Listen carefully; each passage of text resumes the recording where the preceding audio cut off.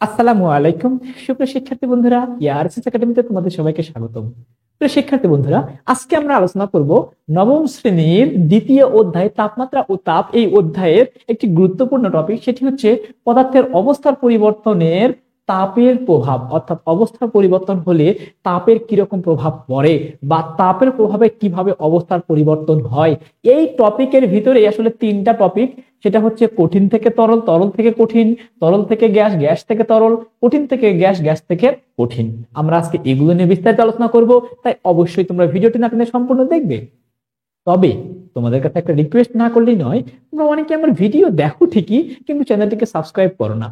এটা খুবই খারাপ লাগে। অবশ্যই তোমাদের একটি সাবস্ক্রাইব, একটি লাইক, একটি কমেন্টস আমাকে অনেক বেশি অনুপ্রেরণা দেয়। তাই অবশ্যই লাইক, কমেন্টস এবং শেয়ার এবং তোমরা চ্যানেলটিকে সাবস্ক্রাইব করে রাখবা। দেখো বন্ধুরা, আমরা মূল আলোচনায় চলে যাই। তোমাদেরকে আমি প্রথমত বলবো, তোমরা ইতোমধ্যেই জেনে গিয়েছো যে প্রত্যেকটি পদার্থ অসংখ্য অসংখ্য অণুর সমন্বয়ে গঠিত। তোমরা জানো যে একটি পদার্থ হাজার হাজার কোটি কোটি অণুর সমন্বয়ে গঠিত হয়। এবং তোমরা এটাও এতদিনে জেনে গেছো বা আমার পূর্ববর্তী ভিডিওগুলো দেখলে জেনে গেছো, সেটি হচ্ছে যে প্রত্যেকটি পদার্থের ভিতরে অণুগুলো সবসময় গতিশীল অবস্থায় থাকে। কঠিন অবস্থার ক্ষেত্রে অণুগুলো গতিশীল থাকতে পারে না, কিন্তু তাদের নিজ নিজ জায়গা থেকে সবসময় কম্পমান অবস্থায় থাকে, অর্থাৎ সবসময় কাঁপতে থাকে। তো বন্ধুরা, এই ব্যাপারটাকে আমরা আরো একটু বিস্তারিত জানতে পারি এই তিনটা টপিক পড়লে। দেখো, মনে রাখবা, প্রথমত প্রথমত আমরা আজকে আলোচনা করি যে কঠিন থেকে তরল এবং তরল থেকে কঠিন ব্যাপারটা আসলে কি। মনে রাখবা, যে কোনো একটি কঠিন পদার্থকে যদি তাপ প্রয়োগ করা হয়, হ্যাঁ কিছু ব্যতিক্রম আছে, সেটা আমরা অবশ্যই পড়বো। এই যে নিচে দেখো, কঠিন থেকে গ্যাস, গ্যাস থেকে কঠিন, এটা একটু ব্যতিক্রম ধর্মী, এটা আমরা একটু পরে আলোচনা করতেছি। মনে রাখবা, কঠিন পদার্থকে তাপ প্রয়োগ করলে সেটি একটা পর্যায়ে গিয়ে কিন্তু গলতে শুরু করে।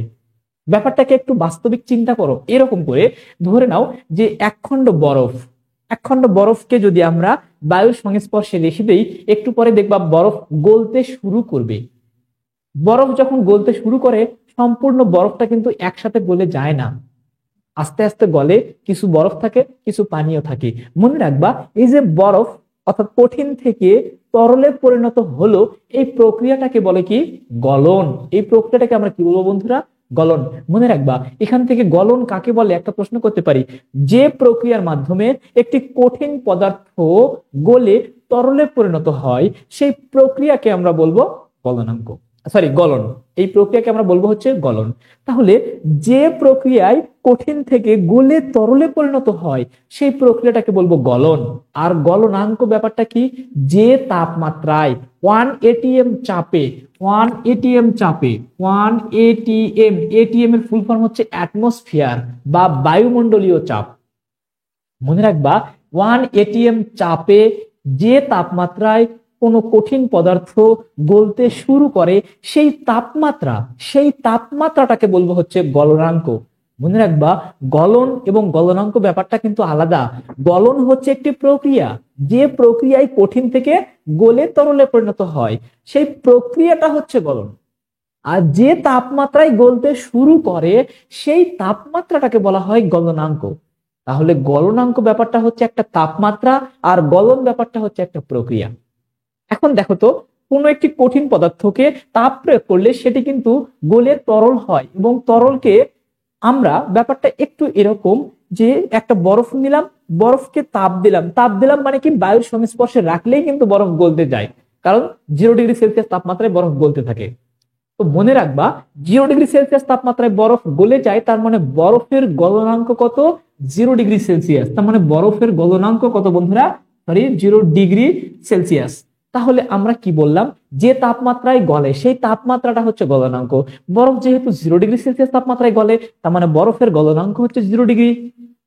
আচ্ছা, এবার খেয়াল করো তো, আমরা এই যে বরফকে গলিয়ে তরল করলাম, এই তরলটাকে আবার যদি তাপমাত্রা কমায় বা ঠান্ডা করি বা ফ্রিজে রেখে দেই, তাহলে দেখবা আবার কিন্তু ওই পানিটা থেকে আবার বরফে পরিণত হবে কিনা? তোমরা বলবে যে হ্যাঁ, অবশ্যই হবে। এই ব্যাপারটাই হচ্ছে কঠিন থেকে তরল এবং তরল থেকে কঠিন। অর্থাৎ আমরা কঠিন থেকে তাপমাত্রা বাড়িয়ে তরল করব, তরলকে আবারও তাপমাত্রা কমিয়ে কঠিন করব। এখন ব্যাপার দুইটা একটু এভাবে মনে রাখবা, এই যে কঠিনকে তাপমাত্রা বাড়িয়ে যখন তরলে পরিণত করি তখন সেটাকে বলে গলন, এই প্রক্রিয়াটাকে কি বলে? গলন। আর যখন তরলকে আবারও তাপমাত্রা কমিয়ে তরলকে আবারও তাপমাত্রা কমিয়ে কঠিনে পরিণত করা হয় তখন সেটাকে বলা হয় কঠিনীভবন। তখন সেটাকে কি বলা হয় বন্ধুরা? কঠিনীভবন। অর্থাৎ তাপমাত্রা কমিয়ে, অর্থাৎ তরল পদার্থ ছিল, তরল, ভালো করে বুঝো ব্যাপারগুলো। মনে করো পানি ছিল, পানিকে তাপমাত্রা কমালে আবার সেটা কি হয়ে যাবে? বরফ হয়ে যাবে। এই প্রক্রিয়াটাকে বলা হয় কঠিনীভবন। তাহলে বরফকে তাপমাত্রা বাড়িয়ে তরল করলাম, এটা গলন। আবার তরলকে তাপমাত্রা কমিয়ে বরফ করলাম, এটা কঠিনীভবন। বুঝাইতে পারছি? আশা করি তোমরা 1 নম্বর টপিকটা বুঝে গিয়েছো। এরপর দেখো বন্ধুরা, তরল থেকে গ্যাস এবং গ্যাস থেকে তরল, অর্থাৎ এখন আমাদের কঠিন থেকে তরলে চলে আসলাম। এখন ব্যাপারটা কেমন? ব্যাপারটা হচ্ছে এরকম, তরল পদার্থকে, ধরে নাও পানিকে, পানিকে যদি আমি তাপমাত্রা বাড়াইতে থাকি, তাপমাত্রা দিতে থাকি, তাহলে একটা পর্যায়ে গিয়ে পানি বাষ্প হতে শুরু করবে না? পানি কিন্তু একটা পর্যায়ে গিয়ে বাষ্প হতে শুরু করবে। যখন পানিটা বাষ্প হতে শুরু করবে তখন এই যে প্রক্রিয়াটা, অর্থাৎ ছিল তরল, তরল থেকে বাষ্পে পরিণত হলো, এই প্রক্রিয়াটাকে বলা হয় বাষ্পীভবন। মনে রাখবা, অর্থাৎ তরল থেকে বাষ্পে পরিণত হওয়ার প্রক্রিয়াটাকে বলা হয় বাষ্পীভবন। মানে পানিকে তাপমাত্রা বাড়িয়ে দিলাম, বাড়িয়ে দিয়ে সেটাকে বাষ্পে পরিণত করলাম। এই যে তাপমাত্রা, যে যে প্রক্রিয়ার মাধ্যমে, অর্থাৎ ছিল তরল, অর্থাৎ ছিল হচ্ছে তরল, আর তরল থেকে হয়ে গেল কি? বাষ্প। তরল থেকে হয়ে গেল কি? বাষ্প। এই ব্যাপারটাই হচ্ছে কি বন্ধুরা? বাষ্পীভবন। অর্থাৎ তরলকে তাপমাত্রা বাড়িয়ে বাষ্পে পরিণত করলাম বা গ্যাসে পরিণত করলাম, এটাকে বলা হয় বাষ্পীভবন। তাহলে বাষ্পীভবনটা কি? যে প্রক্রিয়ায় তরল পদার্থ বাষ্পে পরিণত হয় সেই প্রক্রিয়াটাকে বলবো বাষ্পীভবন। আচ্ছা, এবার বাষ্পীভবনের উল্টা নাম হচ্ছে আবার ঘনীভবন। ঘনীভবন ব্যাপারটা কি? এই যে গ্যাস আছে না, এই গ্যাসগুলোকে যদি আমি বা বাষ্পটাকে আমি যদি আবার একত্রিত করে তাপমাত্রা কমিয়ে নিয়ে আসি তাহলে আবার তরল হবে। ব্যাপারটা একটু বাস্তবিক ভাবে চিন্তা করো। ধরে নাও রান্নার ক্ষেত্রে দেখবা যে যখন আমরা কোনো কিছু পাতিলের ভিতরে দিয়ে রান্না করতেছি, পাতিলের উপরে আমরা যে ঢাকনাটা দেই, এই ঢাকনার গায়ে দেখবা প্রথমত কিন্তু বিন্দু বিন্দু গ্যাস বের হয়। এই গ্যাসগুলো যখন ঠান্ডা হয় তখন দেখবা ওই ঢাকনার তলায় পিছনে নিচে দেখবা যে বিন্দু বিন্দু পানি জমে গেছে। ব্যাপারটা কি? আসলে কি পানি ছিল সেখানে? না, সেখানে ছিল গ্যাস। ওই গ্যাসগুলো, অর্থাৎ ওই যে বাষ্পগুলো যখন ঠান্ডা হয়েছে, তাপমাত্রা কমে গিয়েছে, তখন সেটি পানি আকার ধারণ করেছে, অর্থাৎ তরল আকার ধারণ করেছে। ওইটা কিন্তু অ্যাকচুয়ালি গ্যাস ছিল, বাষ্প ছিল, অর্থাৎ বাষ্প হয়ে উড়ে যেতে ধরছিল, উড়ে যেতে পারেনি, যার কারণে ঢাকনার গায়ে আটকে গেছে। পরে যখন ঢাকনাটা ঠান্ডা হয়েছে তখন সেগুলো তরলে পরিণত হয়েছে। তাহলে ব্যাপারটা কি? তাপমাত্রা বাড়িয়ে তরল থেকে বাষ্পে পরিণত করতে পারি, আবার বাষ্প থেকে তাপমাত্রা কমিয়ে আবার তরলে পরিণত করতে পারি। বুঝাইতে পারছি? তাহলে তরল পদার্থকে তাপ দিয়ে বাষ্পে পরিণত হওয়ার করার প্রক্রিয়াটাকে বলে বাষ্পীভবন, আর বাষ্পকে তাপমাত্রা কমিয়ে তরলে পরিণত হওয়ার প্রক্রিয়াটাকে বলে ঘনীভবন। বুঝাইতে পারছি? এখান থেকে আরেকটা জিনিস তোমাদের মনে রাখতে হবে যে স্ফুটন এবং স্ফুটনাঙ্ক। তাহলে দেখো, এই যে তরল থেকে বাষ্পে পরিণত হওয়ার যে প্রক্রিয়া, এই প্রক্রিয়াটাকে বলে স্ফুটন। এর আগে যেমন আমরা বললাম যে কঠিন থেকে তরলে পরিণত হওয়ার প্রক্রিয়া ছিল কি? গলন প্রক্রিয়া ছিল, গলন। এরপরে পেলাম কি? যে তাপমাত্রায় গলতে শুরু করেছিল সেই তাপমাত্রাটাকে বলছি আমরা কি বন্ধুরা? গলনাঙ্ক। সেই তাপমাত্রাকে আমরা বলছি হচ্ছে গলনাঙ্ক। আচ্ছা, এরপরে যে তাপমাত্রায় তরল থেকে যে প্রক্রিয়ায় তরল থেকে বাষ্পে পরিণত হয় সেই প্রক্রিয়াটাকে বলবো হচ্ছে কি? সেই প্রক্রিয়াটাকে বলবো স্ফুটন। সেই প্রক্রিয়াটাকে বলবো হচ্ছে স্ফুটন। আর যে তাপমাত্রায়, আবারও কি, 1 atm চাপে যে তাপমাত্রায় তরল পদার্থ বাষ্প হতে শুরু করে বা ফুটতে শুরু করে সেই তাপমাত্রাটাকে বলবো হচ্ছে স্ফুটনাঙ্ক। সেই তাপমাত্রাটাকে আমরা কি বলবো বন্ধুরা? স্ফুটনাঙ্ক। তাহলে একটু খেয়াল করো ব্যাপারটা। আমরা একটা জিনিস কিন্তু স্পষ্ট বুঝে গেলাম, সেটা হচ্ছে গলন আর স্ফুটন এই দুইটা হচ্ছে প্রক্রিয়া। গলন আর স্ফুটন এই দুইটা কি? প্রক্রিয়া। আর গলনাঙ্ক এবং স্ফুটনাঙ্ক এই দুইটা হচ্ছে তাপমাত্রা। কঠিন থেকে তরলে পরিণত হওয়ার প্রক্রিয়া গলন, আর তরল থেকে বাষ্পে পরিণত হওয়ার প্রক্রিয়া স্ফুটন। আর কঠিন থেকে তরলে পরিণত হতে গেলে যে পরিমাণ তাপমাত্রা দিতে হয়, যে তাপমাত্রাটা লাগে, সেই তাপমাত্রাটাকে বলবো গলনাঙ্ক। আর যে পরিমাণ তাপমাত্রা দিলে তরল থেকে বাষ্পে পরিণত হয়, সেই তাপমাত্রাটাকে বলবো স্ফুটনাঙ্ক।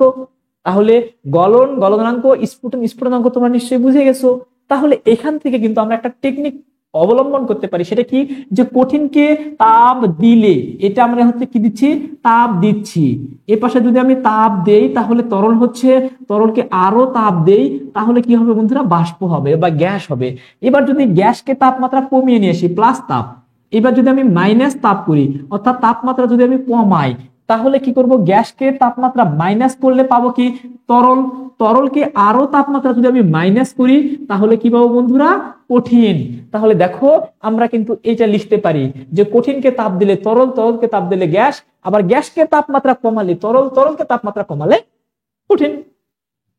কিন্তু একটা ব্যাপার আমি তোমাদের প্রথমেই বলেছিলাম, সেই ব্যাপারটা হচ্ছে কি, এটা তোমরা নিশ্চয়ই বুঝে গেছো। এবার আরেকটা তোমাদের ব্যাপার আমি প্রথমেই বলেছিলাম, সেটা হচ্ছে 3 নাম্বার ব্যাপার, যে কঠিন থেকে গ্যাস কিন্তু গ্যাস থেকে কঠিন। এটা এমন একটা অবস্থা বা সিস্টেম, যে তাপ, কিছু পদার্থ আছে যে পদার্থগুলোকে তাপ দিলে তারা কিন্তু তরল হয় না। আমি তোমাদের কি বললাম, যে একটা কঠিন পদার্থকে তাপ দিলে তরল হয়, কিন্তু এমন কিছু পদার্থ আছে, বেশি না, কিছু পদার্থ আছে যেই পদার্থগুলোকে তাপ দিলে তারা কিন্তু তরল হবে না, তারা কি করবে, সরাসরি বাষ্প হয়ে উড়ে যাবে। ব্যাপারটা কেমন, একটু উদাহরণ দেই, বাস্তবিক উদাহরণ দেই, দেখবা ন্যাপথলিন, অর্থাৎ অনেকে ন্যাপথলি বলে থাকে। তো এই যে ন্যাপথলিন ব্যাপারটা অনেকে কাপড়ের মধ্যে দিয়ে রাখে, কাপড়ের সুগন্ধি বের হওয়ার জন্য, কাপড় ভালো থাকার জন্য। ন্যাপথলিন মনে রাখবা। এই ন্যাপথলিন ব্যাপারটা আমি একটু লিখি ব্যাপারটা। দেখো বন্ধুরা, এই যে ন্যাপথলিন, অনেকে এটাকে ন্যাপথলি বলে থাকে গ্রামের ভাষায়। তবে মনে রাখবা এই ন্যাপথলিন কিন্তু একটা ঊর্ধ্বপাতিত পদার্থ। মনে রাখবা, যে সকল পদার্থকে তাপ প্রয়োগ করলে তা তরলে পরিণত না হয়ে সরাসরি বাষ্পে পরিণত হয়, অর্থাৎ তরল হবে না, না হয়ে কঠিন থেকে সরাসরি বাষ্পে পরিণত হবে, সেই পদার্থগুলোকে বলা হয় ঊর্ধ্বপাতিত পদার্থ। একটু ভালোভাবে মনে রাখবা, যে সকল পদার্থকে তাপ প্রয়োগ করলে তা তরলে পরিণত না হয়ে সরাসরি বাষ্পে পরিণত হয়, সেই সকল পদার্থকে বলা হয় ঊর্ধ্বপাতিত পদার্থ। আর এই প্রক্রিয়াটাকে বলা হয় ঊর্ধ্বপাতন। অর্থাৎ যে সকল প্রক্রিয়া, যে সকল পদার্থকে, কঠিন পদার্থকে তাপ প্রয়োগ করলে তা তরলে পরিণত না হয়ে সরাসরি বাষ্পে পরিণত হয়, এই প্রক্রিয়াটাকে, অর্থাৎ কঠিন থেকে বাষ্পে পরিণত হওয়ার প্রক্রিয়াটাকে বলা কি, বাষ্পীভবন, ঊর্ধ্বপাতন। কঠিন পদার্থকে তাপ দিব, তা তরল হবে না, সরাসরি বাষ্প হবে, এই প্রক্রিয়াটাকে বলা হয় কি বন্ধুরা, ঊর্ধ্বপাতন। এই প্রক্রিয়াটাকে বলা হয় কি, ঊর্ধ্বপাতন। আচ্ছা, এখন এমন কিছু পদার্থ আছে, আমি পদার্থগুলোকে একটু লিখে দিচ্ছি, তোমরা অবশ্যই লিখে নিবা একটু টেকনিকের সাহায্যে। দেখো আমি একটা টেকনিক লিখতেছি। দেখো বন্ধুরা, আমি এখানে একটা টেকনিক লিখে রাখলাম, সেটা হচ্ছে কি, যে বাংলার কোথাও আমাদের নিষাদ করে নাই। ব্যাপারটা একটু মজার, একটু মজা করে মনে রাখবো, যে বাংলার কোথাও আমাদের নিষাদ করে নাই। এটা থেকে আমরা খুব সহজে ঊর্ধ্বপাতিত পদার্থগুলো জেনে যাব। ঊর্ধ্বপাতিত পদার্থ কি বললাম, যে সকল পদার্থকে তাপ দিলে তরল না হয়ে সরাসরি বাষ্পে পরিণত হবে, সেই সকল পদার্থকে বলা হয় ঊর্ধ্বপাতিত পদার্থ।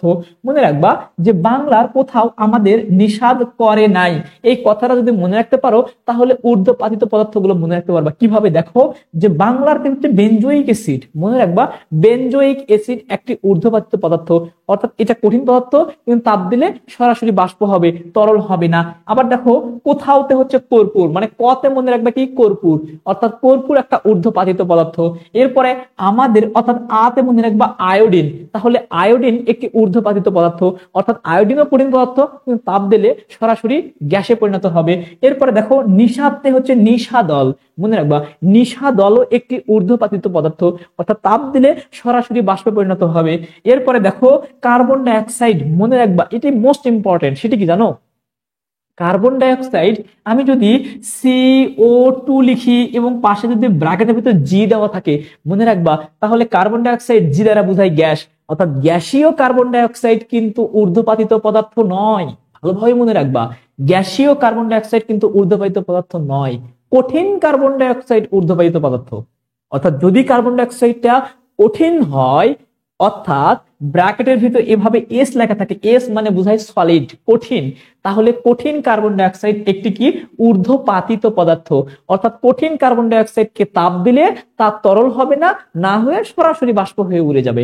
এরপরে দেখো বন্ধুরা, নাইতে হচ্ছে ন্যাপথলিন। আমি তোমাদের একটু আগে বুঝিয়ে দিলাম যে ন্যাপথলিনটা হচ্ছে কি একটি ঊর্ধ্বপাতিত পদার্থ। তোমাদের বাসায় যদি ন্যাপথলিন থাকে তাহলে তোমরা কিন্তু এটা প্র্যাকটিস করে দেখতে পারো। একটি পাত্রে নিয়ে একটু তাপ দিয়ে দেখো, কখনোই তরল হবে না, দেখবে সরাসরি বাষ্প হয়ে উড়ে গেছে, অর্থাৎ ক্ষয় হয়ে গেছে, কিন্তু বাষ্প তরল পাবে না। এই ধরনের পদার্থকে বলা হয় কি ঊর্ধ্বপাতিত পদার্থ। তাহলে যে প্রক্রিয়ায় কঠিন পদার্থকে তাপ দিয়ে গ্যাসে পরিণত করা হয় সেই প্রক্রিয়াটাকে বলা কি ঊর্ধ্বপাতন। সেই প্রক্রিয়াটাকে কি বলা হয় ঊর্ধ্বপাতন, মনে রাখবা। তাহলে কঠিনকে তাপ দিলে কঠিনকে প্লাস তাপ দিলে কি হয় বন্ধুরা, গ্যাস হয়। এই গ্যাসকে যদি আমার তাপমাত্রা কমাই তাহলে আবার কি পাবো, আমরা কঠিন পাবো। মনে রাখবা, কঠিন থেকে তাপ প্রয়োগ করে গ্যাসে পরিণত করার প্রক্রিয়াটাকে বলা হয় ঊর্ধ্বপাতন, আর গ্যাস থেকে তাপমাত্রা কমিয়ে আবার কঠিনে পরিণত করার প্রক্রিয়াটাকে বলা হয় অবক্ষেপ। অর্থাৎ এই প্রক্রিয়াটাকে কি বলা হয়, অবক্ষেপ। মনে রাখবা, আমি এখানে যা যা বললাম সবগুলো তথ্য তোমরা চাইলে ভিডিও আটকে তথ্যগুলো একটু লিখে নিবে, নোট করে নিবে, কারণ এই কথাগুলো কিন্তু খুবই ইম্পর্টেন্ট। তো বন্ধুরা, আমি চেষ্টা করলাম তোমাদের কঠিন থেকে তরল, এরপর তরল থেকে কঠিন, এরপর তরল থেকে গ্যাস, গ্যাস থেকে তরল, এরপর কঠিন থেকে গ্যাস, গ্যাস থেকে কঠিন, এই বিষয়গুলি তিনটি বিষয় খুব ভালোভাবে বুঝিয়ে দেওয়ার। তোমরা নিশ্চয়ই বুঝে গেছো। যদি না বুঝে থাকো অবশ্যই কমেন্টে জানিও। যদি ভিডিওটি ভালো লেগে থাকে বন্ধুদের মাঝে বেশি বেশি শেয়ার করে দিও। পরবর্তী পর্ব দেখার আমন্ত্রণ রইল। ধন্যবাদ।